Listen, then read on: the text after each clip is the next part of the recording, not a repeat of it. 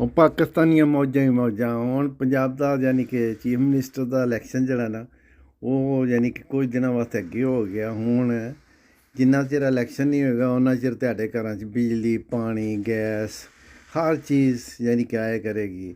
ਤੁਹਾਨੂੰ ਹਰ ਚੀਜ਼ ਯਾਨੀ ਕਿ ਮੁਹੱਈਆ ਹੋ ਜਾਏਗੀ। ਹੁਣ ਤੁਸੀਂ ਮੌਜਾਂ ਕਰੋਗੇ ਕਿਉਂਕਿ ਜਦੋਂ ਦੂਸਰਾ ਆਏਗਾ ਕੋਈ ਚੀਫ ਮਿਨਿਸਟਰ ਤਾਂ ਫਿਰ ਉਹ ਯਾਨੀ ਕਿ ਤੁਹਾਡੇ ਵਾਸਤੇ ਕੋਈ ਸੋਚੇਗਾ ਨਾ।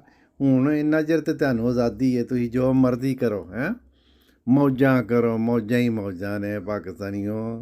ਵੇਖੋ ਨਾ ਜਿੱਧਰ ਵੀ ਵੇਖੋਗੇ ਹੁਣ ਤੁਸੀਂ ਆਪਣਾ ਸਿਆਸੀ ਬਹਿਸਾਂ ਹੋਣਗੀਆਂ, ਚਾਹਾਂ ਦੀਆਂ ਦੁਕਾਨਾਂ 'ਤੇ ਬਹਿਸ ਹੋਏਗੀ, ਉੱਥੇ ਬਹਿਸ ਹੋਏਗੀ। ਅਤੇ ਤੁਹਾਨੂੰ ਮੁਹੱਤ 'ਚ ਵੇਖੋ ਨਾ ਇਹਦੇ 'ਤੇ ਕੋਈ ਤੁਹਾਡੇ ਪੈਸੇ ਲੱਗਦੇ ਨੇ ਸਿਆਸੀ ਬਹਿਸ 'ਤੇ ਹੈਂ। ਆਪਣਾ ਮੌਜਾਂ ਕਰਦੇ ਹੋ, ਜਿੱਥੇ ਤੁਹਾਡਾ ਦਿਲ ਕਰਦਾ ਗੱਪਾਂ ਵੀ ਮਾਰਦੇ ਹੋ। ਬਸ ਇਸੇ ਕੰਮ ਲੱਗੇ ਰਹੋ, ਮੌਜਾਂ ਹੀ ਮੌਜਾਂ।